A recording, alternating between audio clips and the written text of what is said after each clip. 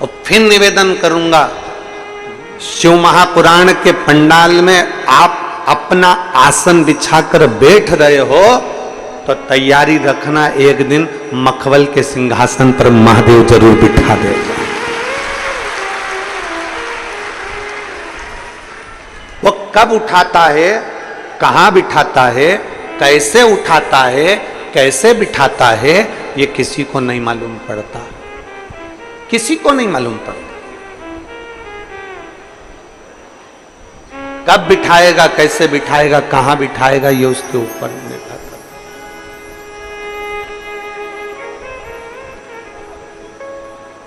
बस उसका भरोसा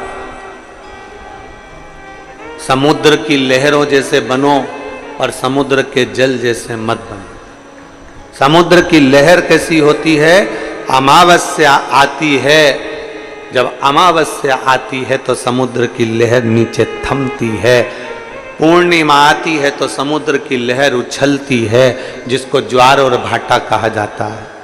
समुद्र की लहर जैसे बनो, समुद्र की लहरें अमावस्या आती है तो नीचे हो जाती हैं और पूर्णिमा आती है तो उछल जाती हैं। समुद्र की लहर जैसे बनो कि चंद्रमा को प्रकाशित होते हुए देखकर समुद्र की लहरें उछलती, सुख में तुम्हारा सुख होना चाहिए। पड़ोसी का बेटा डॉक्टर बन गया, तुम्हें ज्यादा प्रसन्नता होना चाहिए कि हमारे पड़ोसी का बेटा डॉक्टर बन गया। पड़ोसी के यहां पर 4 व्हीलर गाड़ी आ गई, तुम्हें सबसे ज्यादा प्रसन्नता होना चाहिए कि हमारे पड़ोसी के घर में 4 व्हीलर गाड़ी आ गई।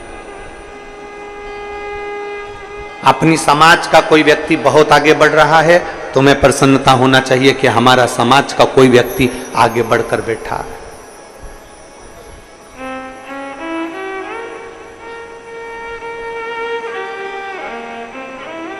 अपने समाज का व्यक्ति, अपने धर्म का व्यक्ति आगे बढ़ रहा है तो उसको बढ़ाने का प्रयास करिए।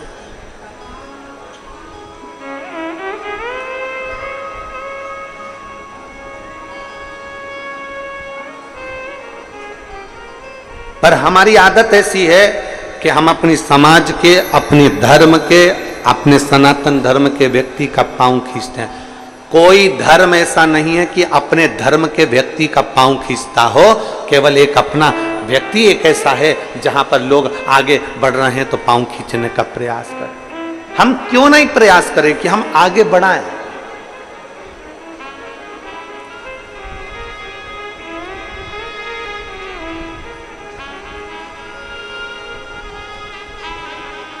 हम क्यों नहीं प्रयास करें कि कोई आगे बढ़े, भगवत भजन करे, स्मरण करे और आगे बढ़कर कार्य करे। प्रयास करो। हम जिस कुल में जन्मे हैं, हम जिस समाज में जन्मे हैं, हम जिस अपनी समाज के अंतर्गत, अपने कुल के अंतर्गत कोई बढ़ रहा है, उसको बढ़ाने का प्रयास करेंगे, उसको आगे तक लेकर जाएंगे। हमें पांव नहीं खींचना। हमारी बहू को नहीं आता ना कुछ, हम सिखाने का प्रयास करेंगे, सीख जाएगी तो उसके लिए काम आएगा, ना सीखेगी तो उसकी मर्जी। पर हम उल्टे हैं।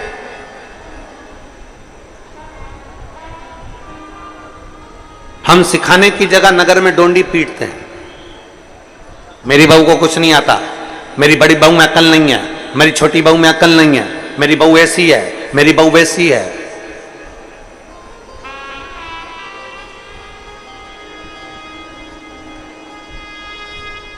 किसी के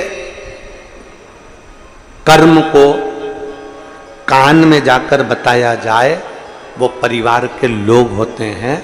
किसी के कर्म को डोंडी पीट कर मोहल्ले में बताया जाए वो कभी परिवार का व्यक्ति नहीं हो सकता। बहू ने अगर बेकार कर्म कर दिया, कुछ काम बिगाड़ दिया, तो तुम पड़ोसन को बता रहे हो तो पड़ोसन क्या कर लेगी? देवरानी जिठानी को बता रहे हो तो देवरानी जिठानी क्या कर लेगी? रिश्तेदारों को बताया, ननंद को बताया, इसको बताया, बुआ को बताया, कहीं बेटी को बताया, तो बेटियां क्या कर लेंगी? बहू अगर गलत कार्य करी है तो बहू के कानों में जाकर बोलो, बेटा तूने ये गलत कर दिया, बेटा तू अपने आप को सुधरने का प्रयास करना। पर हमारी आदत ऐसी है, बहू अगर गलत करती है तो हम अपने रिश्तेदारों को, पड़ोसियों को, नातों को, रिश्तों को, कुटुंब को, सबको डोंडी पीट पीट के बताते हैं, फोन लगा लगा के बताते हैं, रिश्तेदारों को कह कह कर बताते हैं कि ऐसा हो गया। जिसकी गलती है उसके कान में जाकर कहो ना।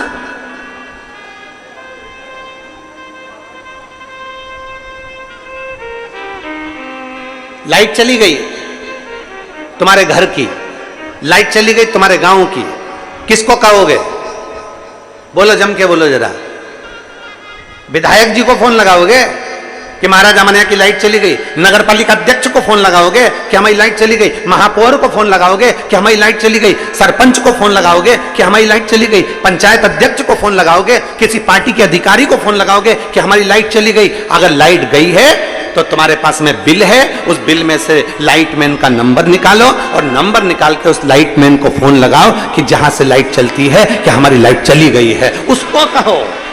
लाइट वो सुधारेगा, कोई दूसरा नहीं सुधारेगा। पानी नहीं आ रहा है तब नगर निगम को फोन लगाओ, कोई काम है तो उसको फोन लगाओ। परंतु अपन सब ने एक सोच बनाकर रखी, एक सोच, एक विचार।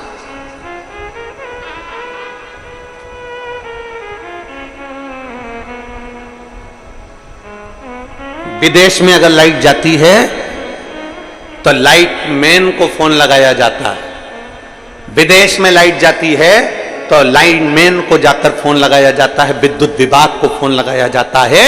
एक हम हैं, अपने यहां की लाइट जाती है तो हम पड़ोसी के घर में जाकर देखते तेरी है कि नहीं है।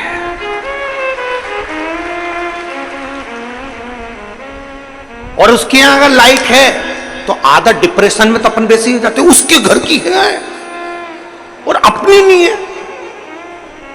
किसी ने पूछा मम्मी क्या हो गया? वो कमला की बाई की यहां लाइट है और अपने यहां नहीं।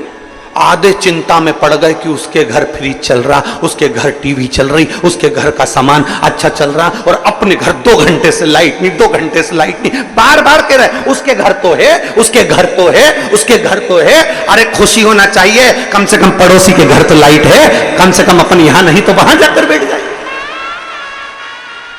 हमारी सोच बेकार हो गई। वो सुखी क्यों है? उसके घर में प्रकाश क्यों है? उसके घर में उजाला क्यों है? हम दुखी हो गए। और मेरा ओघड़दानी, मेरा शंभू, मेरा त्रिकालदर्शी, मेरा शंकर, मेरे ओघड़ बाबा कहते हैं, मेरे शंभू कहते हैं कि जहां जैसा मौका मिले वहां वैसे रहिए। भगवान नारायण को लक्ष्मी देकर, भगवान विष्णु को बैकुंठ देकर, ब्रह्मा को ब्रह्मलोक देकर, इंद्र को इंद्रलोक देकर, रावण को सोने की लंका देकर, भस्मासुर को कंकण देकर, दुनिया के लोगों को सब कुछ देकर, कैलाश पर भी मेरा महादेव लेता है तो अलमस्त होकर रहता है। कभी दुख नहीं करता कि मैंने इतना दे दिया, कभी दुख नहीं करता कि मैंने इतना। प्रसन्नता हो तुम्हारे जीवन की, प्रसन्नता। हम दुखी हो जाते हैं, हम उसके यहाँ लाइट है हमारे यहाँ नहीं है, उसके यहाँ ऐसा हो गया हमारे यहाँ ऐसा नहीं हो गया। प्रसन्नता हो। और शंभु शरणे पड़ी मांगू घड़ी रे, दुख काटो दया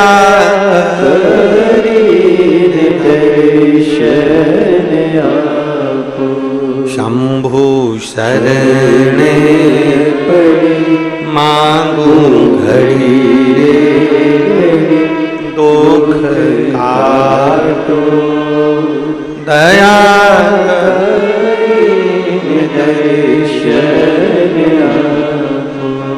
हम प्रसन्न क्यों ना? समुद्र की लहरें उछलती है, अमावस पर धीमी हो जाती है, पूर्णिमा पर उछल कर आगे बढ़ जाती है। समुद्र की लहर जैसे बन जाओ। दूसरे के सुख में हम सुखी हैं और दूसरे के दुख में हम दुखी हैं। समुद्र के जल जैसे मत बनना। समुद्र का जल खारा होता है, अपने हृदय को इतना खारा मत बना लो, अपने आप को इतना खारा मत बना लो कि कोई पी ना सके। अपने आप को इतना क्रोधी, अपने आप को इतना चिड़चिड़ा, अपने आप को इतना अहंकारी, अपने आप को इतना अहमवान मत बना लो कि कोई आपके पास में आ ना सके, आ ना सके। माता यशोदा जी ने कन्हैया के ऊपर छड़ी उठाई, क्रोध किया। माता यशोदा जी जब कन्हैया पर क्रोध करी ना, कन्हैया भागे, मेरा ठाकुर आगे आगे भागे, यशोदा जी पीछे पीछे भागे। यशोदा जी के हाथ कन्हैया नहीं है। कुछ रात्रि मेरा लाडला, मेरा ठाकुर, मेरा कृष्ण नंद बाबा की गोद में जाकर सो जाते थे। मैया के पास नहीं है। नंद बाबा ने पूछा, कन्हुआ ए कन्हैया, यशोदा जी के पास क्यों नहीं जाता, मैया के पास क्यों नहीं जाता? मैया क्रोध करती है, मैया क्रोध करती है। परम भगवदीय वैष्णव का लक्षण यही है, एक श्रेष्ठ भक्त का लक्षण यही है, एक श्रेष्ठ शिव भक्त का लक्षण यही है कि वो कभी क्रोध ना करे। क्रोध करेगा तो भगवान उससे दूर हट जाएगा, क्रोध करेगा परमात्मा थोड़ा दूर चले जाएगा। प्रसन्न रहो, प्रसन्न।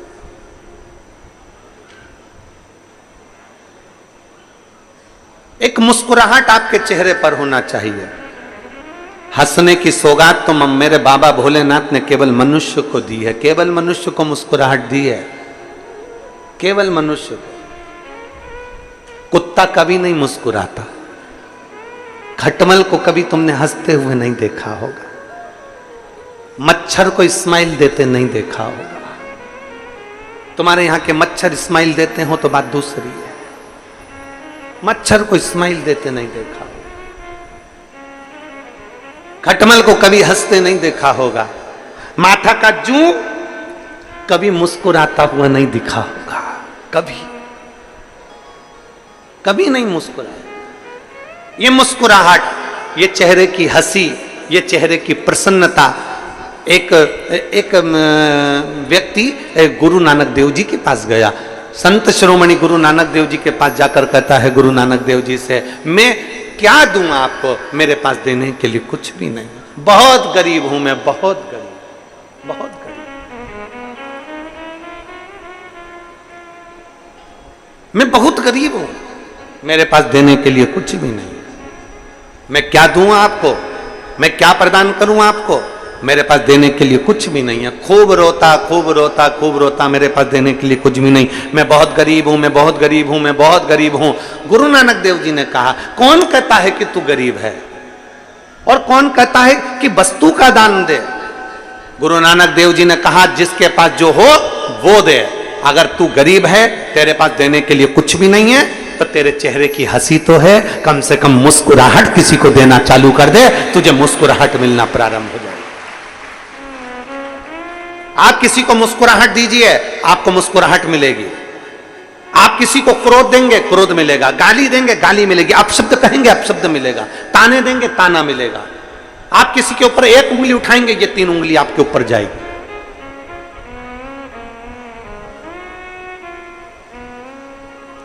कई घर की माताएं ऐसी होती हैं जिनके चेहरे पर बिल्कुल हंसी नहीं होती है। कई पुरुष ऐसे होते हैं, कई जीजी ऐसी होती हैं, कई जीजा ऐसे होते हैं जिनके चेहरे पर स्माइल नहीं होती। जब भी वो रहेगी तो इतने गुस्से में रहेगी,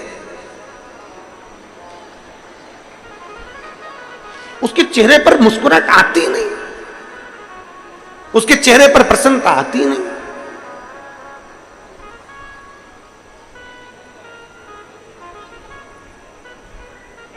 और कई पुरुष ऐसे हैं जिनके चेहरे पर बाहर रहते हैं तो खुश रहते हैं और घर में आए और गुस्सा।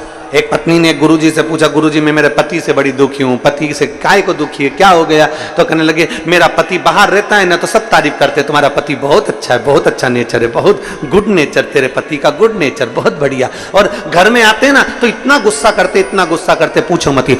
गुरुजी ने कहा एक काम कर, तेरे पति को लेके आ। अब वो अपने पति को लेकर आ गई। गुरुजी को पति ने प्रणाम करा और इतने में गुरुजी ने कहा, एक बात बता कि सारे मोहल्ले के लोग तेरी तारीफ करते हैं, सारी दुकान के लोग तेरी तारीफ करते हैं, सारे नौकर तेरी तारीफ करते हैं और तू घर में आकर इतना गुस्सा क्यों करता है? तो इतने में पति बोला, पहले इसको बाहर निकालो फिर बताऊंगा। पहले मेरी पत्नी को बाहर निकालो फिर बताऊंगा मैं गुस्सा क्यों करता हूं। गुरुजी ने उसकी पत्नी से कहा, चल तू बाहर निकल। पत्नी बाहर निकली, फिर गुरुजी ने पूछा ये बता सारे लोग तेरी तारीफ करते हैं, तू घर में आके इतना गुस्सा क्यों करता है? इतने में तुरंत उसका पति बोला महाराज जी पहले मैं घर में गुस्सा नहीं करता था, क्रोध नहीं करता था, जब भी दुकान से आता था बैग रखता था और इतनी देर में ये कुछ ना कुछ फरमाइश कर देती थी, देखो दूध की थैली लिया, देखो ये लिया, देखो वो लिया, देखो ये कर लो, देखो बच्चों की फीस जमा कर दो, देखो बच्चों के लिए ये कर दो, देखो ये कर लो, बस ये फरमाइश रखती थी। एक दिन मुझे गुस्सा आ गया और जो गुस्सा आया इसने बोलना बंद कर दिया। उस दिन से मैंने समझ लिया कि घर पर जब भी आऊंगा गुस्सा करूंगा तो ये कुछ बोलेगी नहीं।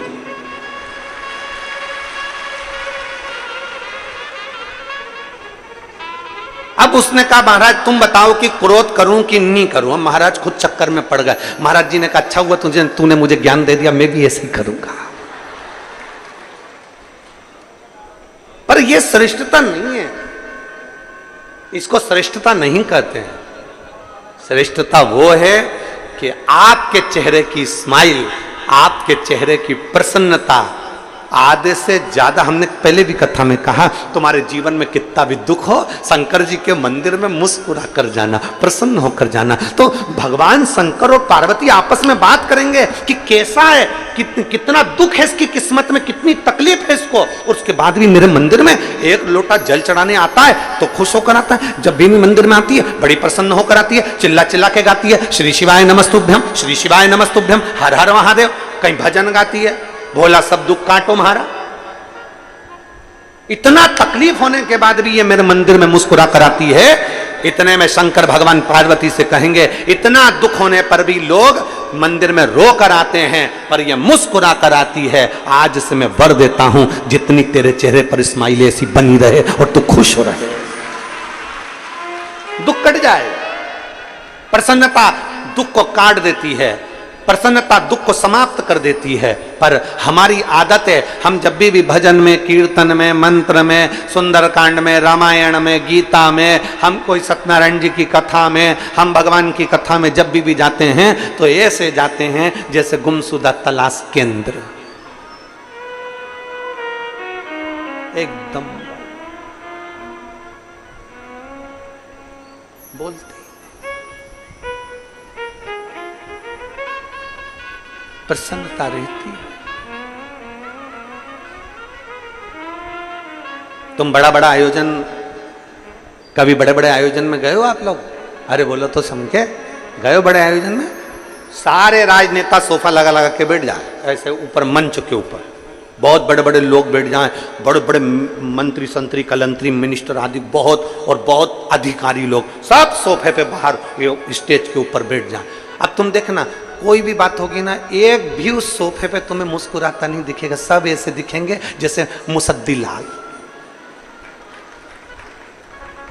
सब चुप मौन। आयोजन में आए हो, इतनी पब्लिक के सम्मुख में पहुंचे हो, तुम किसी भी पद पर हो, कुछ नहीं दे सकते, अपने चेहरे की स्माइल दीजिए। लोगों को अगर स्माइल भी दे दी तो वो प्रसन्नता तुम्हें मिलती है, वो प्रसन्नता दीजिए, वो चेहरे की खुशी दीजिए। मैं छत्तीसगढ़ शासन के माननीय मुख्यमंत्री श्री विष्णुदेव साय जी को मैं धन्यवाद दूंगा। जब भी उनको हमने मंच पर देखा, जब भी व्यासपीठ के नज़दीक में देखा या जब भी किसी से बात करते देखा, हम जब राजिम में गए थे, यहाँ राजिम के भैया लोग भी बैठे हुए हैं जिन्होंने इस कथा में बहुत सहयोग प्रदान किया है, उनको बहुत साधुता। तो हम जब राजिम में गए थे कुंभ के मेले में, राजिम कुंभ में, तब हमने देखा था, हम तो पीछे रह गए थे, वो आगे आगे चल रहे थे, पर जितनों से भी मिल रहे थे उनकी प्रसन्नता उनके चेहरे पर थी। इतनी स्माइल होना चाहिए आपके चेहरे।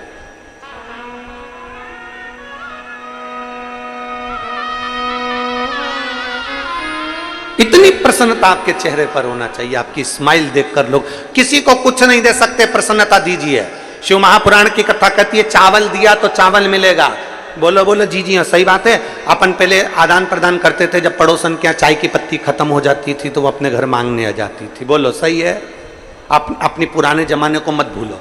चाय की पत्ती खत्म हो गई, जा बगल वाली इसलिए वहां जाके लिया। अब उसको जरूरत पड़ी तो वो अपने आ गई। चाय की पत्ती दी तो चाय की पत्ती मिली, शक्कर दी तो शक्कर मिली, चावल दिया तो चावल मिला, कपड़ा दिया तो कपड़ा मिला। कभी कभी अपनों को कहीं जाना होता था तो उसके अपन साड़ी भी मंगलाते थे, जरा पीली वाली साड़ी दे दे, मेरे को कथा में जाना, आज नंद उत्सव होगा तो मैं पहनूंगी उसकी पीली साड़ी। अब तुम्हें जरूरत पड़ी तो उसने पीली साड़ी दे दी, तुमने जो दिया उसने तुमको दिया। उसी तरह शिवपुराण कहती है तुम कितने भी गरीब हो, तुम्हारे पास में कुछ भी नहीं है, तुम्हारे पास देने के लिए एक अन्न का दाना भी नहीं है, तो चेहरे की प्रसन्नता देना। प्रसन्नता दोगे तो तुम्हें भी एक दिन प्रसन्नता मिल जाएगी। तुम कितने भी गरीब हो, कितने भी दुखी हो, कितने भी तकलीफ में हो, अगर किसी को स्माइल दे रहे हो, किसी को प्रसन्नता दे रहे हो, तो वो तुम्हें प्रसन्नता देगा। किसी के दुख में तुम खड़े हो तो तुम्हारे दुख में कोई खड़ा होगा, किसी की तकलीफ में तुम खड़े हो तो वो तुम्हारी तकलीफ में खड़ा होगा। तुम बन सके तो किसी के लिए अच्छा करने का प्रयास करो। जब तुम अच्छा दोगे, अच्छा मिलेगा।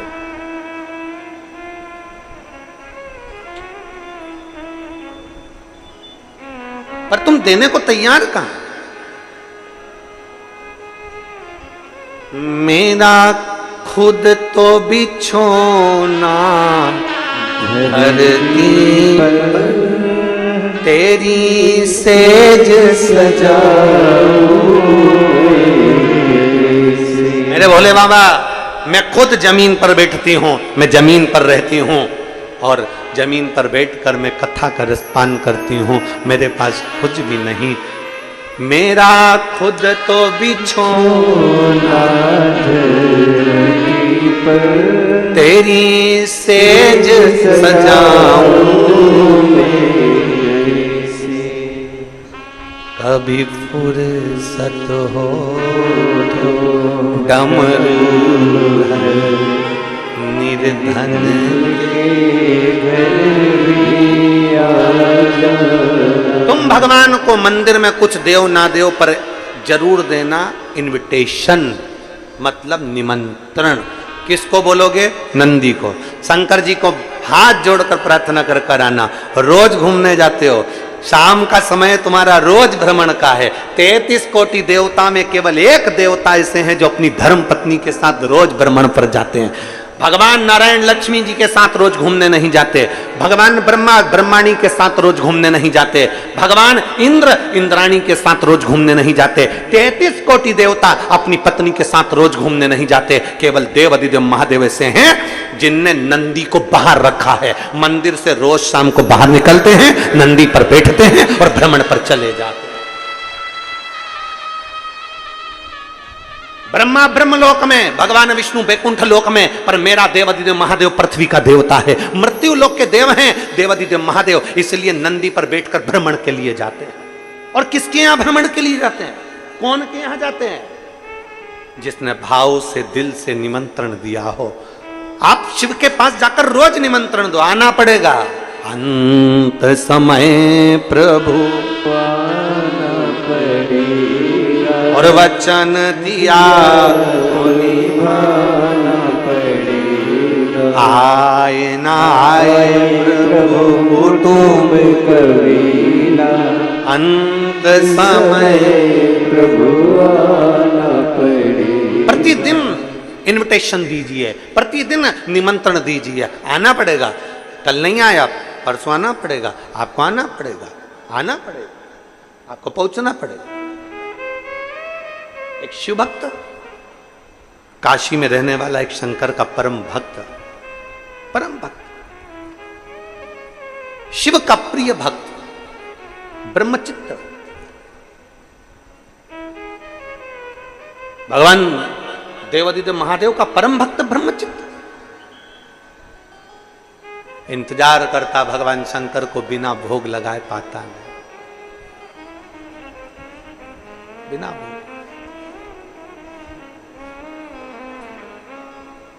शिव जी की भक्ति में लगा रहता। ये तो शंकर जी की भक्ति में लगा रहता, इसकी जो धर्म पत्नी थी वो भगवान की भक्ति को श्रेष्ठ नहीं मानती थी।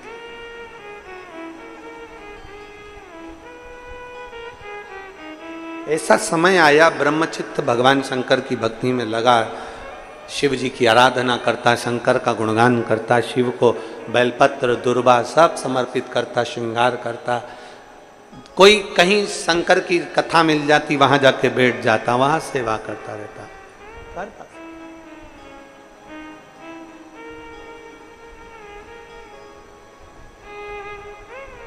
अब ब्रह्मचित्त सेवा में लीन रहता तो ध्यान नहीं रह पाता अपनी पत्नी पर, अपनी बच्चों पर। और होता है। शिव महापुराण की कथा कहती है, जो भगवान शंकर की शिव महापुराण को संभालता है,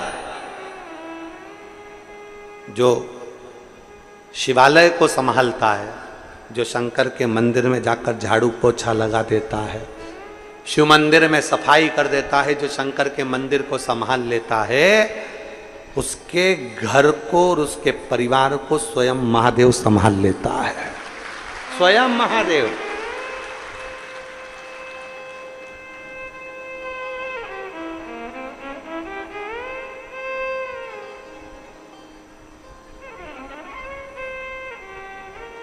आप शंकर को संभालो, आप शंकर का मंदिर संभालो, आप शिव महापुराण की कथा संभालो, आप भगवान की भक्ति संभालो, महादेव तुम्हें संभाले, तुम संभालो उसको।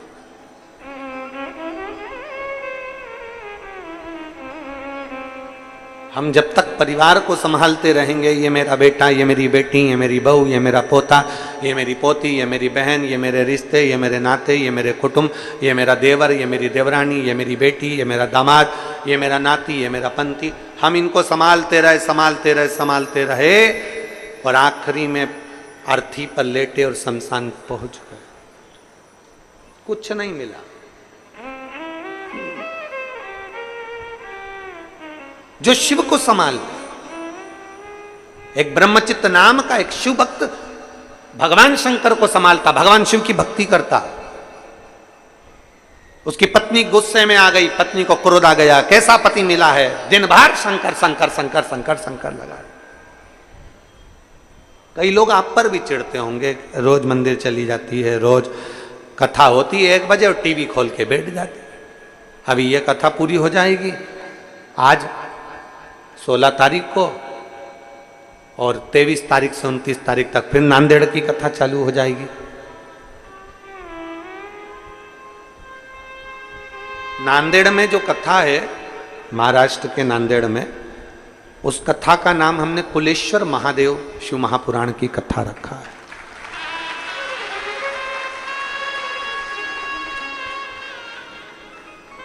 उस कथा का नाम कुलेश्वर महादेव रखा। उस कथा में हम जानेंगे कि हमारे घर के कुल देवता, हमारे घर के कुल देवी, हमारे घर के कुल भैरव, हमारे घर का कुल देवी देवता कौन सा है, और उस कुल देवता को प्रसन्न कैसे किया जा सकता है, कुल देवी को प्रसन्न कैसे किया जा सकता है, कुल भैरव को प्रसन्न कैसे किया जा सकता है। और जिसके घर के लोगों को नहीं मालूम कि हमारी कुल देवी नहीं, कुल देवता नहीं, हम किसको माने, उसके लिए वो कुलेश्वर शिव महापुराण की कथा नांदेड़ की पवित्र भूमि से अपन श्रवण करेंगे 1 बजे से 4 बजे तक, 23 से 29 अगस्त तक उसको सुने।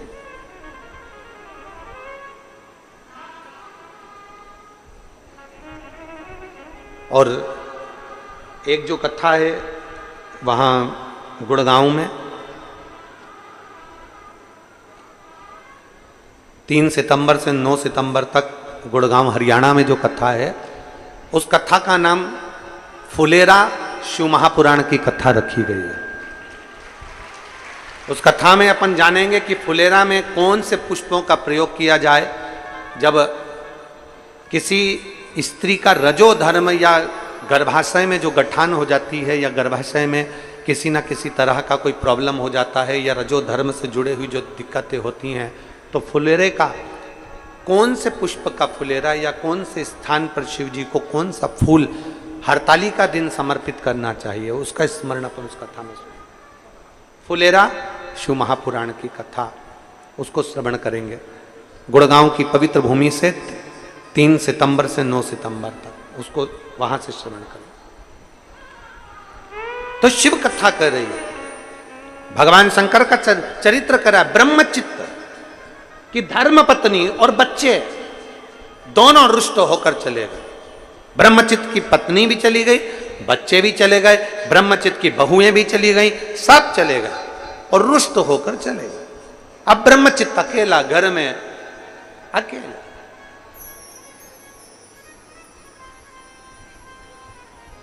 क्या दे वो भगवान शंकर को?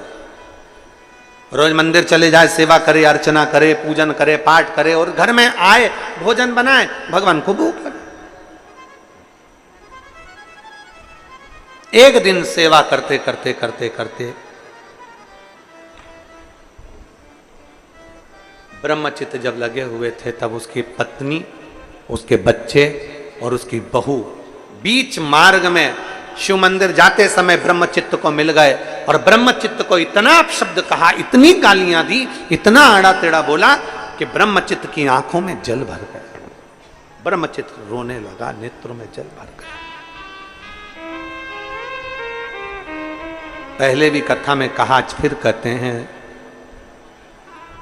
सबको ताना दो चल जाएगा, सबको अपशब्द कह लो चल जाएगा, पर किसी शिव भक्त को कभी ताना मत दो, कभी अपशब्द मत कहो, क्योंकि उसके दिल में शिव बसा होता है, उसके हृदय में शंकर बसा होता है, उसके दिल में शंकर बसा होता है, शिव बसा होता है। जब आप ताना देते हो, गाली देते हो, आड़ा टेढ़ा कहते हो, जो भीतर शंकर है, गाली उसको नहीं पड़ती, उसके भीतर विराजमान उस शिव को पड़ती है।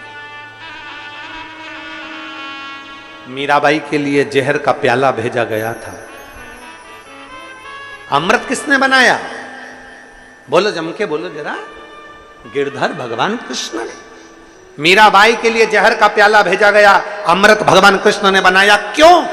मीराबाई के लिए जहर का प्याला भेजा गया, वो मीरा के लिए भेजा गया था, पर मीरा के दिल में तो गिरधर गोपाल बसे हुए थे, कृष्ण बसे हुए थे।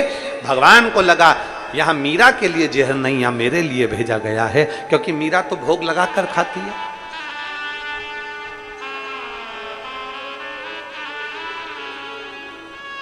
मीरा तो समर्पित कर खाती है। सांप का पिटारा भेजा गया तो भगवान को लगा मीरा तो भगवान को माला पिनाकर फिर पहनती है, जो भेजा गया है वो मेरे लिए भेजा गया है। इसलिए भगवान ने अमृत बना दिया, सांप के पिटारे को फूल की माला बना दी। ये सब कुछ भगवान करते रहे। तो यहां शास्त्र कह रहा है, अगर कोई शिव भक्त को गाली देता है, शिव भक्त पर अपशब्द कहता है, शिव भक्त पर उंगली उठाता है, तो भगवान शंकर उसके दिल में बैठे होते हैं, उनकी भी आंखों में जल भर आता है और उसका जवाब शिव भक्त नहीं देता, उसका जवाब तो एक दिन मेरा ओघड़दानी, मेरा शंकर दे ही देता है। आता है। और मेरे बाबा दया करना, मैं तेरे भरोसे हूँ, मेरे बाबा दया कर। सब बोलिए, मैं तेरे ना घर के भरोसे हूँ, ना परिवार के भरोसे हूँ, ना घर के भरोसे। बाबा ऐसी कृपा करना, ऐसा भंडार भरना कि आने वाले समय में जब भी योग लगे तो हम भी यजमान बने और हमारी भी झोलियां खुशियों से भरा। ऐसी कृपा कर। बैठकर बाबा से अपने मन की बात बड़े भाव के साथ में बोलिएगा। शिव महापुराण का ऐसा अविरल शब्द है, श्री शिवाय नमस्तुभ्यम, जिसका उच्चारण कर लेने से कई अश्वमेध यज्ञ का फल हमें प्राप्त हो जाता है, हमारे सारे पाप समाप्त हो जाते। प्रत्येक शिवालय में, शंकर के मंदिर में अपनी खुद की तरफ से श्री शिवाय नमस्तुभ्यम अवश्य अंकित करा। लोग आते भी श्री शिवाय नमस्तुभ्यम बोलें, जाते भी श्री शिवाय नमस्तुभ्यम। अपने दरवाजों पर भी छोटा सा पंपलेट श्री शिवाय नमस्तुभ्यम का लगाएं, जिससे कोई दरवाजा खोलने से पहले कोई बाहर खड़ा हो तो वो पढ़ ले। हम किसी को कुछ ना दे सकें तो कम से कम मंत्र नाम ही दे दें, इससे बढ़कर और क्या है? पढ़ ले। सब साथ में बड़े भाव से कहेंगे, श्री शिवाय नमस्तुभ्यं, श्री शिवाय नमस्तुभ्यं, श्री शिवाय नमस्तुभ्यं, श्री शिवाय नमस्तुभ्यं, श्री शिवाय नमस्तुभ्यं। भोला सब दुख काटो ओ भोला सब दुख काटो, शिव शंकर जपूं तेरी माला, भोले बाबा जपूं तेरी माला, भोला सब दुख काटो ओ भोला सब दुख काटो। वेश है मंगल मंगलकारी, वेश है मंगल मंगलकारी, शमशान वासी हमारा, शमशान वासी हमारा, ओ भोला सब दुख काटो हमारा, ओ भोला सब दुख काटो हमारा। भगवान देवाधिदेव महादेव, त्रिकालदर्शी कैलाशी अविनाशी शिव, जो संपूर्ण जगत का कल्याण करने वाले हैं, ब्रह्मचित्त की आंखों में जल भर गया, ब्रह्मचित्त रो रहा। शिव का भक्त और उसकी आंखों में जल, ये श्रेष्ठ नहीं है।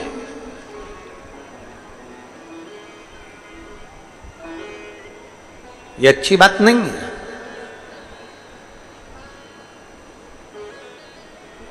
ब्रह्मचित्त जब आंखों में जल भरकर आज भगवान शंकर के मंदिर में शिवालय में गया,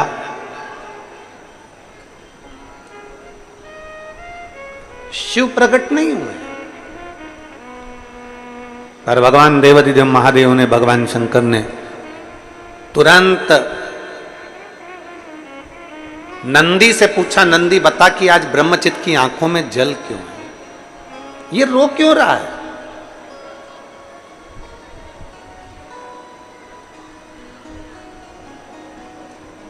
भगवान देवाधिदेव महादेव से तुम्हारा प्रेम इतना हो, प्यार इतना हो, लगन इतनी हो कि दुख तुम पर आए और आंसू महादेव की आंख में आए।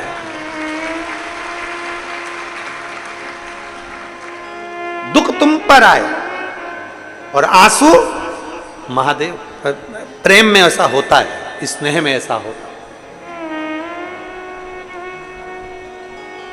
जिससे बहुत प्रेम करते हो ना,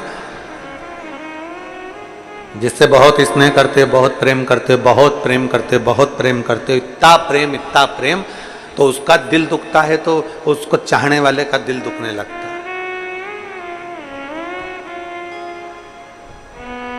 प्रेम में ऐसा होता है, चाहे भाई भाई का प्रेम हो, बहन भाई का प्रेम हो, चाहे पति पत्नी का प्रेम हो, जो स्नेह है जैसा स्नेह आप संसार के लोगों से करते हो, उससे चौगुना स्नेह शंकर से करिए, चौगुना स्नेह।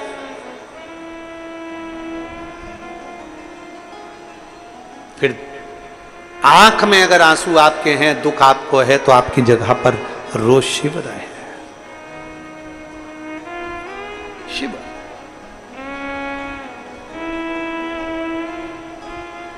एक प्रसंग आप लोगों ने सुना होगा रामचरितमानस का, बड़ा सुंदर सा प्रसंग है कि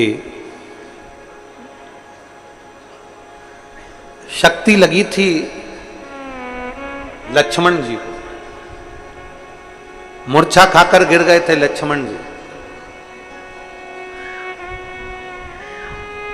और लक्ष्मण जी जब मूर्छा खाकर गिरे, संजीवनी लेने के लिए कौन गए थे? जम के बोलो जरा, जम के बोलो जरा, हनुमान जी संजीवनी लेने के लिए। भरत जी ने हनुमान जी को देखा और बाण छोड़ दिया, संजीवनी ले जाते समय हनुमान जी नीचे गिर गए थे। हनुमान जी गिरे थे कि नहीं गिरे थे? अयोध्या में हनुमान जी नीचे गिरे, नंदीग्राम के पास में हनुमान जी नीचे गिरे।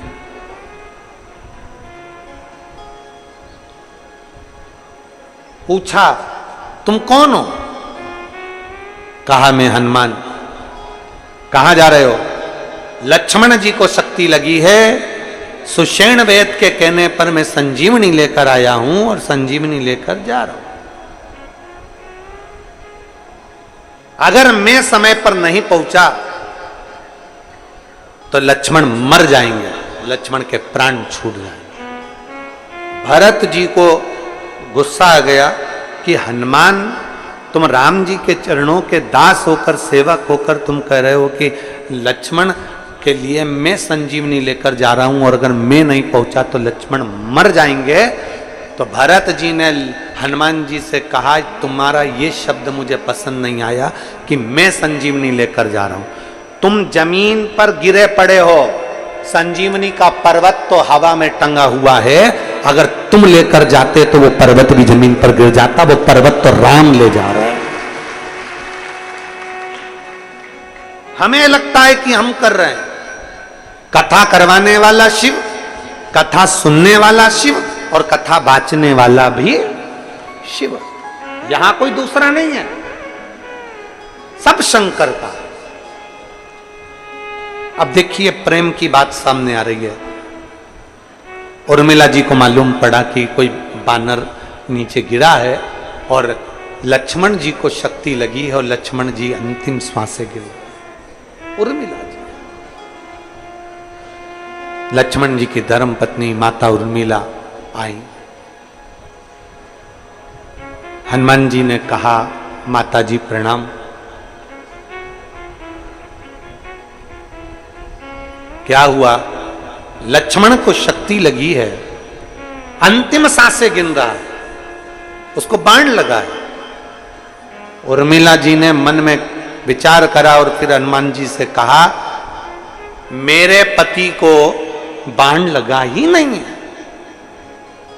उर्मिला जी हनुमान जी से कह रही हैं, मेरे पति को बाण नहीं लगा, ये मैं जानती हूं। हनुमान जी को लगा, जब पति की ऐसी दशा सुनी तो पत्नी बावरी हो गई है, पत्नी की सुध चली गई। उर्मिला जी इसलिए तो करें कि मेरे पति को बाण नहीं लगा।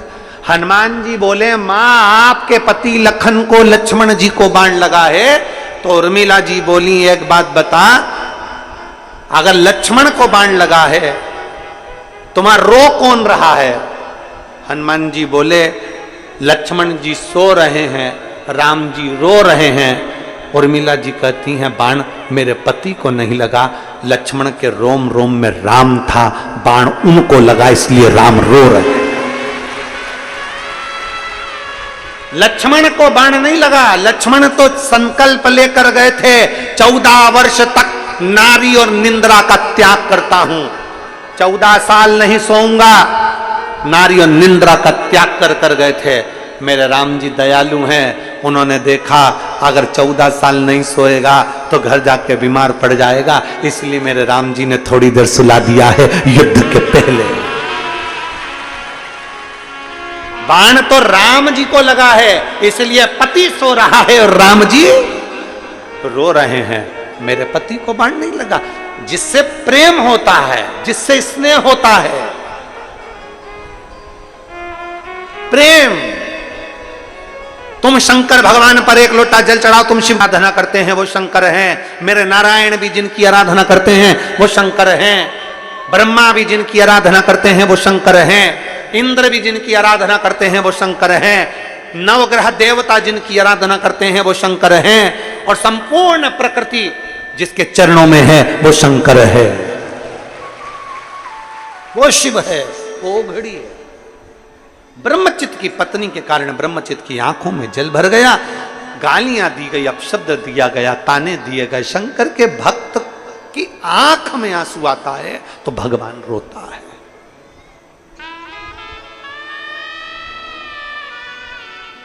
भक्त की आंख में आंसू आया तो भगवान रोया। आप कभी बन सके तो दिनेश साहू जी से, या यहाँ की जो दो चार वो यादव जी और एक वहाँ के राजीव वाले भैया और आदि जजमान परिवार साहू, इन सब से पूछना। वो एक वेणुगोपाल है जिन्होंने पहले कथा करी थी, उनसे पूछना। हमारा पहला शब्द होता है, इतने सारे शिव भक्त आएंगे, इनके भोजन की क्या व्यवस्था है? ये हमारा सबसे पहला शब्द रहता है कि इतने शंकर के भक्त आएंगे, इनके भोजन की क्या व्यवस्था है?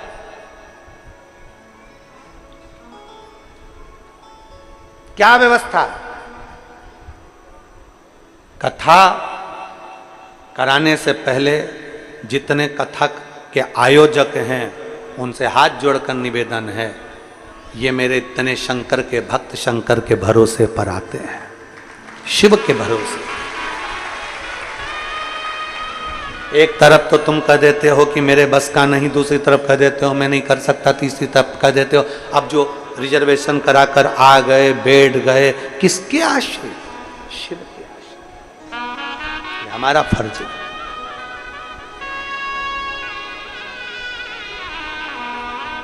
आप सीहोर वाले महाराज को बाद में भोजन दीजिए, सबसे पहले पंडाल में जो शिव भक्त कथा सुनने आए हैं उनको भोजन पहले दीजिए।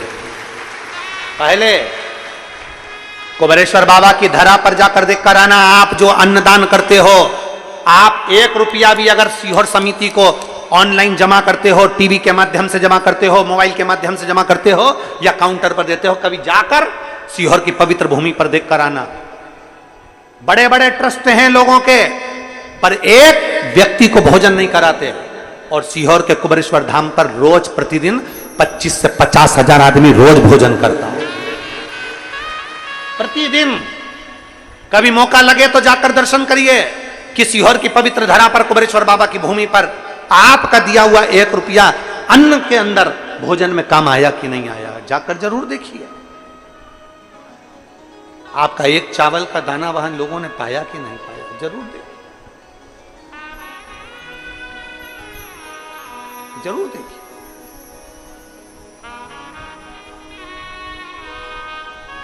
कभी सबसे पहला काम है, आप सीहोर वाले महाराज को बाद में अन्न दो, भोजन दो, पहले इन शंकर के भक्तों को दीजिए। भक्तों,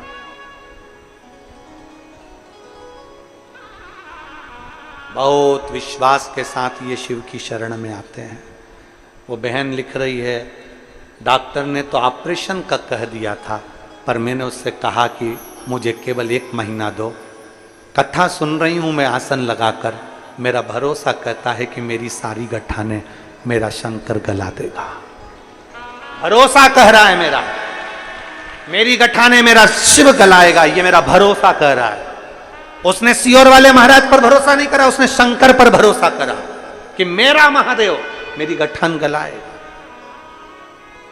और जांच कराई जुलाई में, मेरी गठाने गल चुकी थी, मैं पलंग से नहीं उठ पाती थी। आज 55 किलोमीटर पैदल चलकर बाबा के धाम पहुंची, कथा में पहुंची।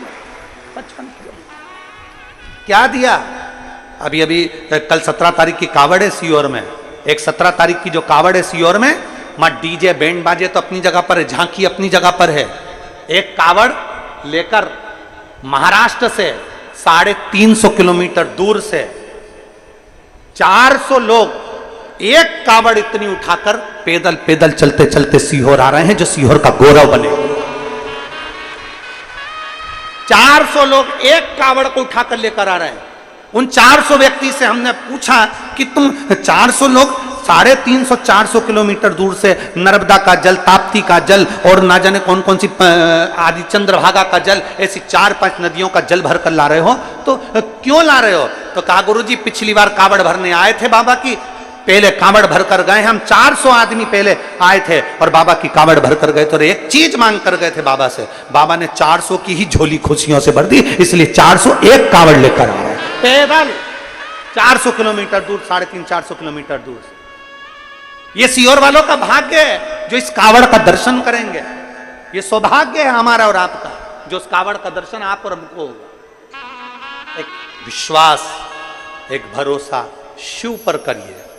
सीहोर वाले महाराज पर भरोसा और विश्वास बिल्कुल मत करो, शंकर पर करो। हम भी उस पर ही करते हैं।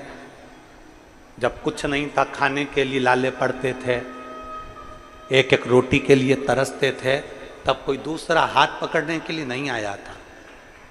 तब जिस मंदिर में झाड़ू पोछा करते थे, कहीं किसी मंदिर में बैठकर कोई प्रसाद देकर चले जाता था, उससे गुजारा कर लेते थे।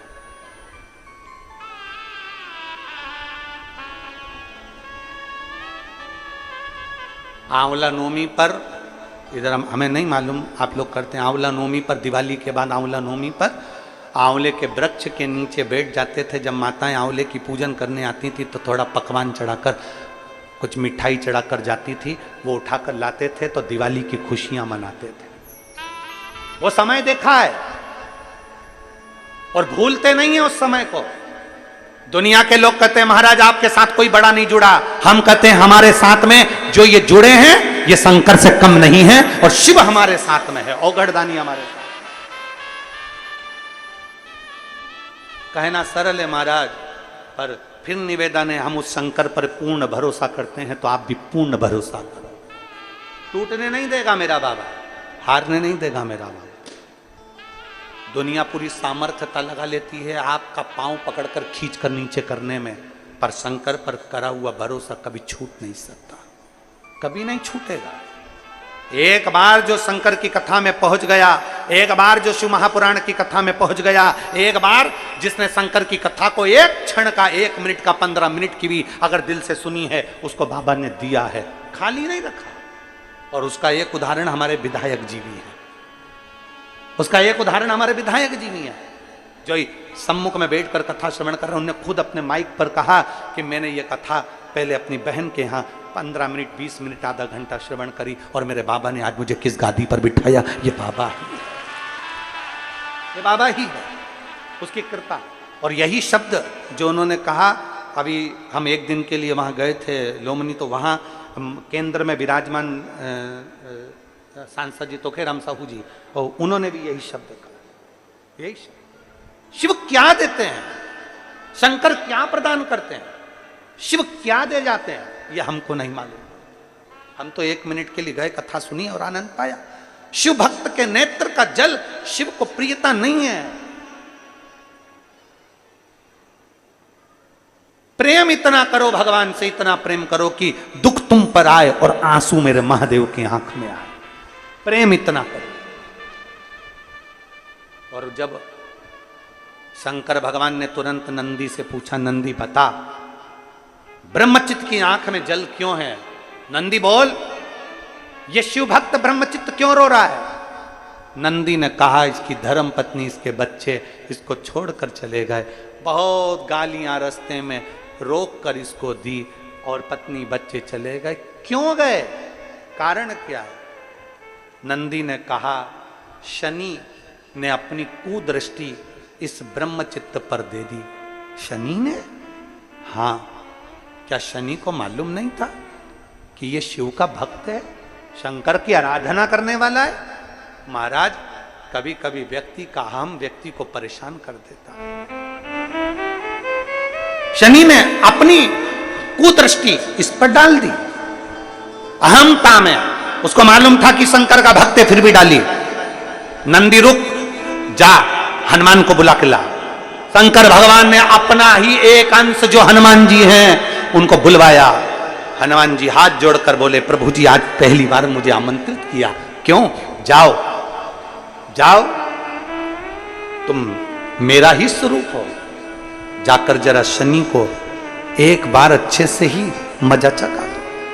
हनुमान जी ने गदा उठाई और भगवान शंकर का नाम लेकर, राम नाम लेकर जो दौड़ पड़े, जो गए। शनि जा रहे थे, उनको सूचना मिली देव ऋषि नारद से, हनुमान जी तुम्हें ढूंढ रहे। हनुमान क्यों? तूने ब्रह्मचित्त की आंखों में जल ला दिया, तूने ब्रह्मचित्त पर कुदृष्टि दे दी।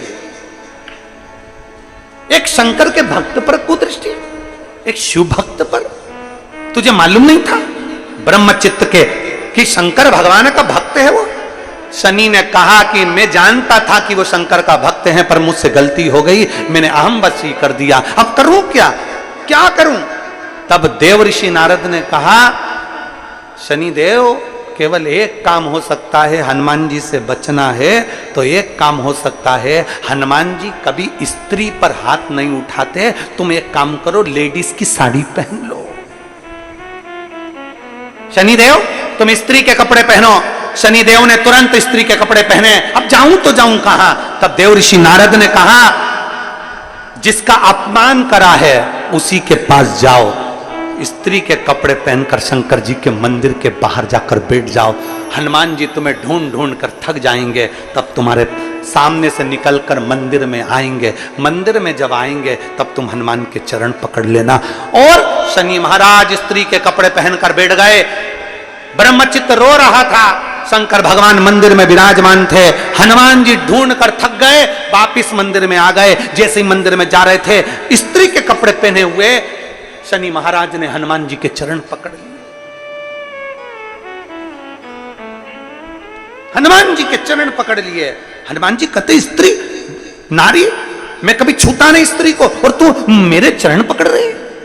चरण छोड़ो। जो उनकी आवाज सुनी, शनि महाराज बोले, मैं चरण नहीं छोड़ सकता, मैं चरण नहीं छोड़ सकता। पुरुष की आवाज सुनकर हनुमान जी ने कहा, तुम कौन हो? वस्त्र सिर पर से हटाया तो शनि महाराज थे। शनि महाराज ने क्षमा मांगी, मुझसे बहुत बड़ी गलती हो गई, कृपया क्षमा करिए। हनुमान जी कहते हैं, मैं क्या क्षमा करूं शनि, मैं क्या क्षमा करूं? तूने ब्रह्मचित्त की आंखों में जल दिया है शनि, तुझे तो दंड मिलना चाहिए, पर तू स्त्री के कपड़े पहना, इसलिए मैं छू नहीं सकता, मार नहीं सकता तेरे को, स्त्री पर हाथ नहीं उठा सकता, इसलिए मैं तुझे छोड़ रहा हूं। शनि शंकर भगवान के मंदिर के बाहर बैठकर हाथ जोड़कर शंकर भगवान की साक्षी कर कर कहते हैं, मैं शिव की साक्षी कर कर कहता हूं, हनुमान आज के बाद शंकर पर एक लोटा जल चढ़ाने पर मेरी कभी कुदृष्टि नहीं पड़ सकती, कभी कुदृष्टि, मेरी कुदृष्टि कभी नहीं पड़ सकती। भगवान शंकर के कानों में शब्द गया, शिव जी निकलकर मंदिर से बाहर आए। जो शंकर भगवान मंदिर से बाहर आए, शनि को देखा, और शनि को देखते ही भगवान शंकर ने करुणा की दृष्टि करी। शनि महाराज चरणों में पड़ गए, बाबा आप तो दयालु, आप भोला भंडारी, आप कृपालु, आप दया के सागर हो, आपके चरणों में सब कोई है तो मुझे क्यों नहीं रख लेते? शनि महाराज भगवान शंकर के चरणों में आकर विराजमान हो गए। शंकर जी ने कहा, शनि बस तुझसे इतना ही कहूंगा कि आज के बाद किसी शिव भक्त को कभी परेशान मत करना, उस पर अगर तेरी दृष्टि पड़ गई तो तू फिर संसार में रह नहीं पाएगा। शनि ने हाथ जोड़ लिए, शंकर पर एक लोटा जल चढ़ाने वाले से मैं दूर रहूंगा, कभी उसके करीब नहीं आऊंगा, कभी कभी। अकाल मृत्यु वो मरे जो काम करे चंडाल का, काल उसका क्या बिगाड़े जो भक्त हो महा काल का। जो शिव की आराधना करता हो, शंकर की आराधना करता हो, शिव स्तुति में जो डूबा रहता हो, शंकर के गुणगान में जो डूबा रहता हो, उसको क्या भय है महाराज, क्या भय? भय से मुक्त होकर चले। और महाराज वो शिव है, वो शंभु है। विश्वास अपने भीतर रखोगे तो कार्य की सफलता जरूर मिलती है। जजमान महोदय चंद्रकांत, श्रीमती पद्मनी साहू जी और उनका पूरे चारों भाई और उनके घर में निवास करने वाले सभी परिवारजन, माता आदि जो भी हैं सबको। मैं इनसे कहूँगा कि शादी में आपने लाखों रुपए खर्च करे हों, बहू भी अच्छी लाए हो, बेटा भी अच्छा है, पोता पोती सब अच्छे हैं, सब कुछ अच्छा है, और शादी में जो तुमने खर्च करा वो वापिस तुम्हारे पास में नहीं आएगा। पर तुमने जो शिव महापुराण में अगर थोड़ा खर्च करा है तो उसको 1 साल के अंदर दुगना और चौगुना कर कर बाबा दे देगा।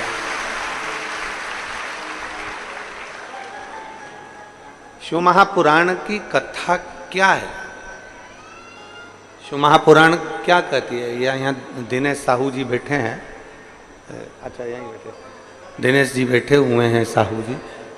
इन्होंने जब हाले कोसा कथा करवाई थी, हाले कोसा में, बहुत पहले की बात है, हाले कोसा में जब कथा हुई थी तब छोटे स्वरूप में, छोटे स्वरूप, और बाबा की कथा से और बाबा की भक्ति से ऐसे जुड़ गए, ऐसे जुड़ गए, ऐसे जुड़ गए कि बाबा ने शिव कृपा इनके ऊपर बना कर रखी। और ये हर पल एक ही बात कहते हैं, हाले कोसा कथा करना है गुरुजी, हाले कोसा कथा करना। कुछ शिव भक्त आप में से ऐसे हैं, कुछ शिव भक्त जो बिना स्वार्थ के कथा का जनमानस की सेवा कर रहे हैं। जैसे आपके पंडाल में एक फोटोग्राफर ऐसा है छत्तीसगढ़ का, जो कई कथा में निशुल्क जजमान को फोटो खींच कर देता। कहाँ है वो? आजा आजा आजा आजा आजा।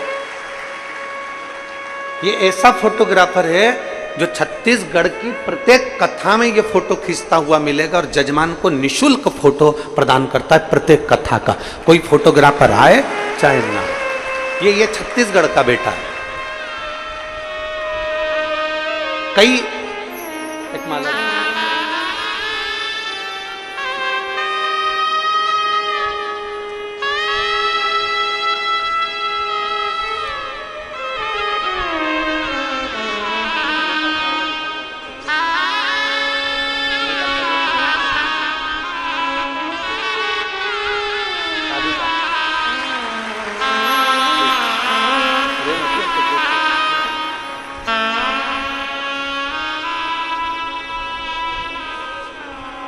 ये ऐसा बेटा है जो छत्तीसगढ़ में जब से कथा हो रही है प्रत्येक जजमान को अपनी तरफ से फ्री फोटो खींच कर दे देता है।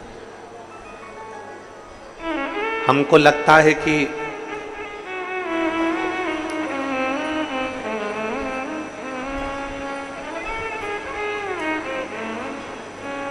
जैसे राम जी को जिसके पास जो होता था वो दे देते थे, जिसके पास में फल होता था तो फल, फूल होता था तो फूल, और भोजन होता था तो भोजन दे देते थे। ऐसा छत्तीसगढ़ हमारा, ये छत्तीसगढ़ महतारी ऐसी है जिसमें जन्म लेने वाला एक एक बच्चा बच्चा शिव के लिए समर्पित है।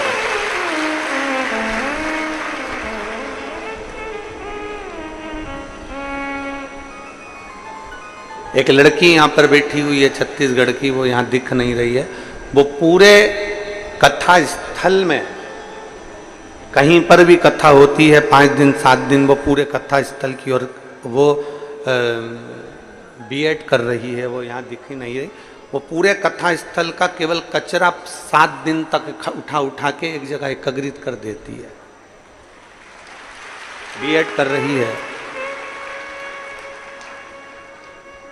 हम किसका वर्णन करें? ये सहजता नहीं है। शिव का एक एक भक्त, भगवान शंकर का एक एक गण कहीं ना कहीं शिव तत्व में समाया है।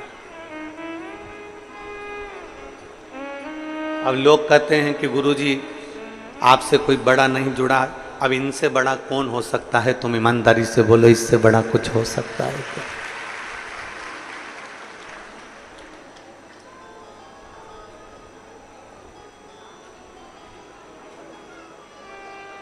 देवताओं में और शिव में एक अंतर बहुत बड़ा है।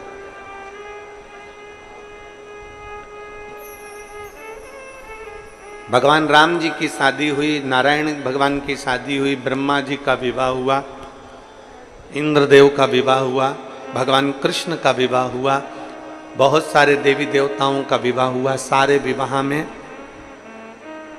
सारे देवताओं को बुलाया गया, सारे बड़े बड़े अतिथियों को बुलाया गया। केवल एक शंकर जी का विवाह ऐसा था जिसमें भूत प्रेत डाकनी पिशाचनी और रुद्रगणों को बुलाया गया था, सबको।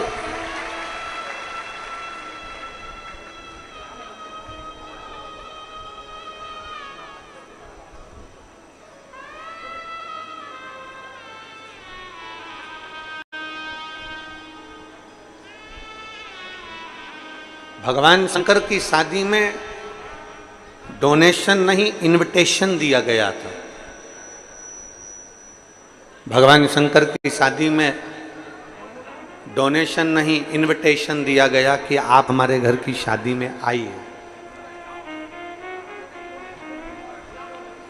और आपसे भी निवेदन है मेरा, हम इस व्यासपीठ से आपसे कहेंगे कि आप शिव जी के मंदिर में जब भी जाओ तो कुछ देव चाहे मत दो, पर निमंत्रण जरूर दो। किसको? जम के बोलो, निमंत्रण किसको?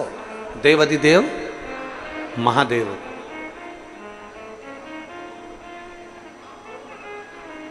आप डोनेशन दें ना दें, आप धन दें ना दें, आप संपदा दें ना दें, आप बहुत सारा भोग दें ना दें, बहुत सारा प्रसाद दें ना दें, आप पंचामृत बाबा को दे ना दें, आप बाबा को बेलपत्र दे ना दें, पर बाबा को निमंत्रण जरूर दें।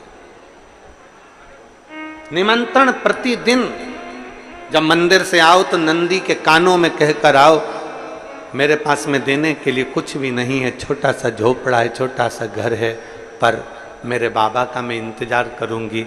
एक प्रदोष नहीं तो दूसरा प्रदोष, एक शिवरात्रि नहीं तो दूसरी शिवरात्रि, एक सोमवारी नहीं तो दूसरी सोमवारी, एक श्रावण नहीं तो दूसरा श्रावण, मेरे बाबा मेरे घर जरूर, मेरे बाबा मेरे यहाँ। वो आप और हम एक लाइन गुनगुनाते हैं।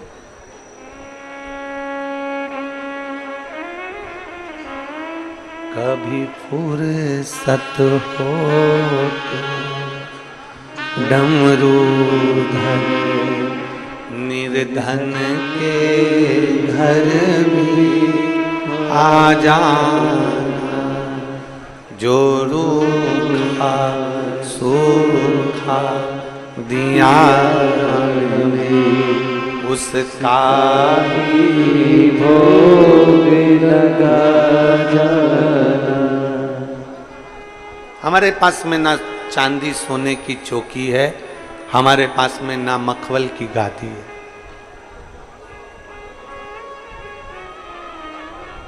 तेरे भक्त बैठे काय पर हैं?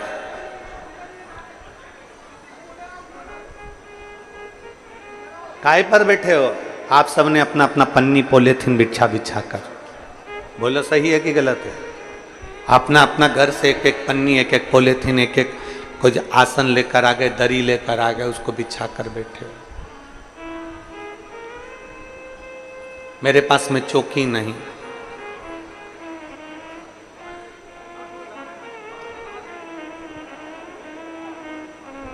ना ही मेरे पास में कोई चौकी है, ना ही मेरे पास में कोई हीरा मोती है।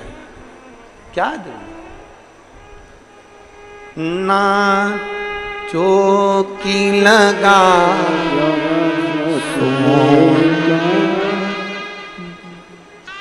ना छत्र बना सका सोने का, ना घर मेरे जो सूखा दिया हमें, उसका ही भोग लगा। मेरे शंभू, आप लोगों से हम हमेशा कहते हैं कि अपने साथ एक छाता लेकर आओ, एक बिछाने का आसन लेकर आओ, पानी की बोतल लेकर आओ, जिससे भोले बाबा को भी मालूम पड़े मेरा खुद तो बिछोना धरती पर, तेरी चौकी लगाऊं से। आप भी बोलो, मेरा खुद तो बिछोना धरती पर तेरी सेज सजाऊं मैं कैसे। कभी फुर्सत हो तो डमरू निर्धन के आ जाना, जो रूखा सूखा दिया हमें उसका भी भोग लगा जाना। जो तुमने दिया है हम वही समर्पित कर।